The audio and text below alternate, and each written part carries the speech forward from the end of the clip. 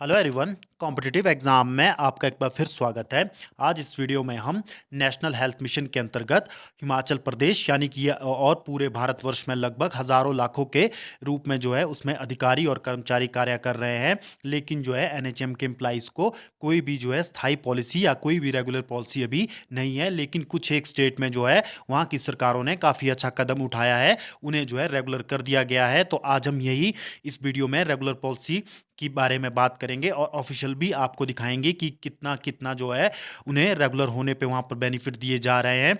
और आपको पता है कि एनएचएम जो है हेल्थ विभाग की एक रीढ़ की हड्डी के रूप में कार्य कर रहा है। आज का जो समय है उसमें जो है एनएचएम अपनी इंपॉर्टेंट भागीदारी जो है हेल्थ डिपार्टमेंट के साथ निभा रहा है और मैक्सिमम जो फंड से रिलेटेड कार्य और स्टाफ से रिलेटेड सारा जो है एनएचएम के थ्रू ही किया जा रहा है। और आपको पता है कि एनएचएम के लिए जो है सेंट्रल गवर्नमेंट के द्वारा स्टेट को परमिशन दी गई है कि वो अपने लेवल पर इनके लिए पॉलिसी बना सकती है। लेकिन फिर भी राज्य सरकारें जो है इन कर्मचारियों का शोषण करती रहती है। साल दर साल आपको पता है आपको जो है वादे दिए जाते हैं कि आपके लिए पॉलिसी बनाई जाएगी, लेकिन वो पॉलिसी नहीं बनती।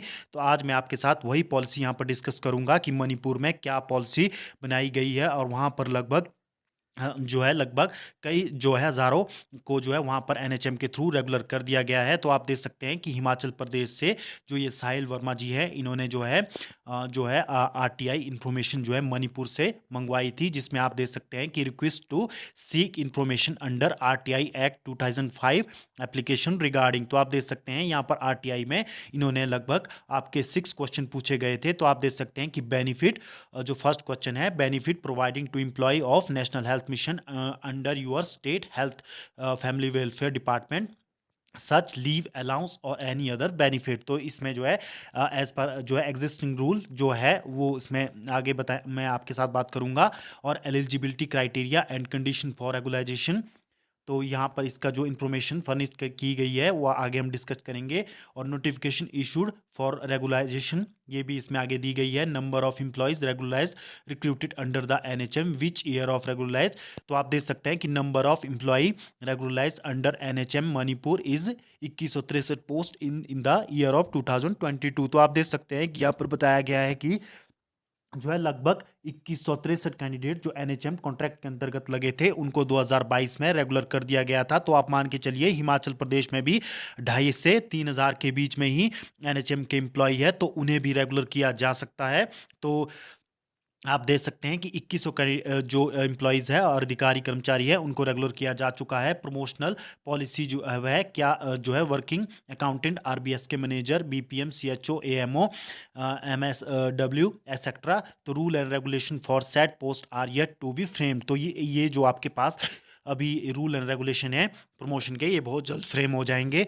और salary scale provide to employees category such as accountant, RBSK manager, BPM, CHO, AMO, MSW. तो आप देख सकते हैं यहाँ पर जो है सैलरी के बारे में पूछा गया है। तो आप देख सकते हैं कि अकाउंटेंट की सैलरी जो बताई गई है 38,800 से लेकर 1,23,100 तक जो है वहाँ पर फ्रेम की गई है। तो आप देख सकते हैं।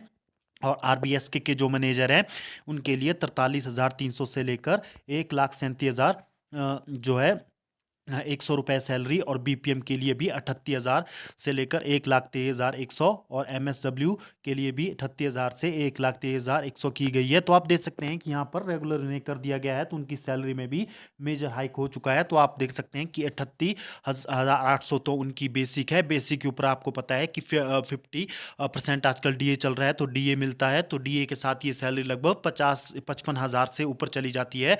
तो ये जो है एक अच्छी कवायद है, वहाँ पर उन्हें रेगुलर कर दिया गया है। तो ये आप देख सकते हैं ये जो वहाँ के मिशन डायरेक्टर है उनकी ओर से ये इन्फॉर्मेशन हिमाचल को दी गई है। तो ये यहाँ पर देख सकते हैं। उसके बाद आप देख सकते हैं कि कब कब जो है उनके रेगुलर के ऑर्डर निकाले गए थे। तो आप देख सकते हैं कि यहाँ पर जो है डॉक्टर्स की जो वैकेंसीज थी, medical officer allopathy, MO AYUSH, उनको भी रेगुलर किया गया था जो कि एनएचएम के थ्रू लगे थे। तो आप यहाँ पर देख सकते हैं उसकी इन्फॉर्मेशन यहाँ पर दी गई है।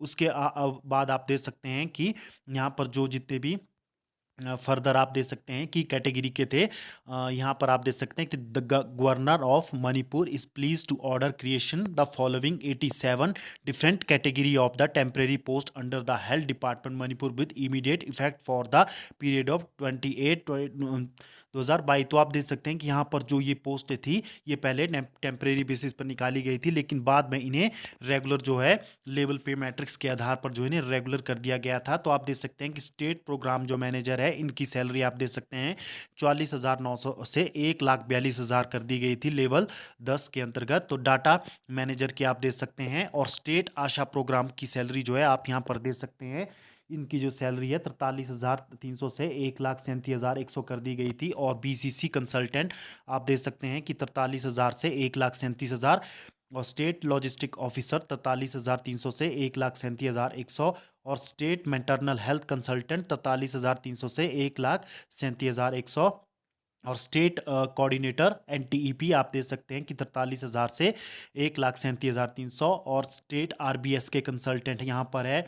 और आप दे सकते हैं कि स्टेट अर्बन हेल्थ कंसल्टेंट है, और उसके बाद स्टेट फैमिली प्लानिंग कंसल्टेंट है, और आपके पास स्टेट एचआरए कंसल्टेंट है, और पीएनडीटी स्टेट प्रोग्राम ऑफिसर 43,100 से 1,37,000। तो ये जो है वहाँ पर पॉलिसी वहाँ पर उनको बना के रेगुलर किया गया था। तो आप उनके पे स्केल यहाँ पर दे सकते हैं। उसके अलावा आप देख सकते हैं दे shell on probation for period of 2 year. तो 2 साल के इन्हें प्रोवेशन पर इन्हें रखा गया है, जब से इन्हें इनकी ये नोटिफिकेशन निकली थी। The above shall be not be taken the seniority list as the same shall be fixed later as per rule, यानी कि इनके प्रमोशन और सीनियोरिटी के लिए भी रूल बनाए जा रहे हैं, जो बाद में अपडेट की जाएगी। तो ये आप देख सकते हैं कि ये यहाँ पर ऑर्डर निकाले गए थे। तो ये जो है ऑर्डर आप देख सकते हैं। उसके अलावा जो है यहाँ पर आप देख सकते हैं कि the governor of Manipur is pleased order to creation of following 140 post different category of temporary post under the health department Manipur with immediate effect in the period of 28/2/2022। तो जो ये टेम्परेरी पोस्ट थी, उनको भी जो है रेगुलर वहां पर कर दिया गया था। तो आप देख सकते हैं कि डिस्ट्रिक्ट लॉजिस्टिक ऑफिसर, इनकी सैलरी यहां पर कितनी कर दी गई थी, और डिस्ट्रिक्ट क्वालिटी कंसल्टेंट 35,400 इनका बेसिक रखा गया था, और 1,12,400 तक इनकी सैलरी कर दी गई थी।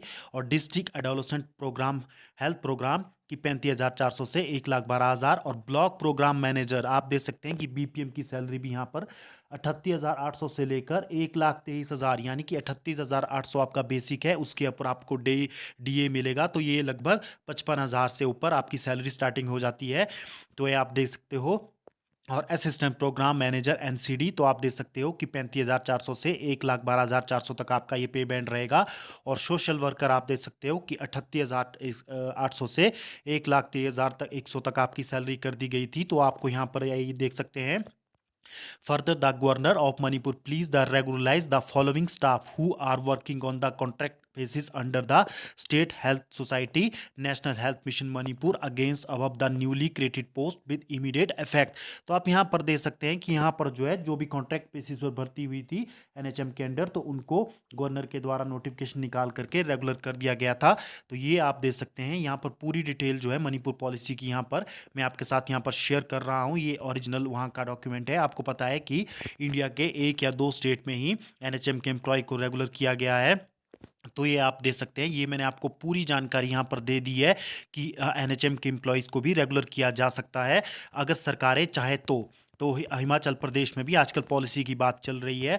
तो आपको क्या लगता है कि हिमाचल सरकार भी इस तरह की पॉलिसी फ्रेम कर सकती है? क्योंकि आपको पता है कि एनएचएम एम्प्लॉय भी एक जो अन्य रेगुलर एम्प्लॉयज़ मेडिकल में काम कर रहे हैं, उन्हीं की तरह ही वहाँ पर काम कर रहे हैं। तो इसी तरह की पॉलिसी जो है स्टेट सरकार भी जो है अपना सकती है और उन्हें राहत दे सकती है।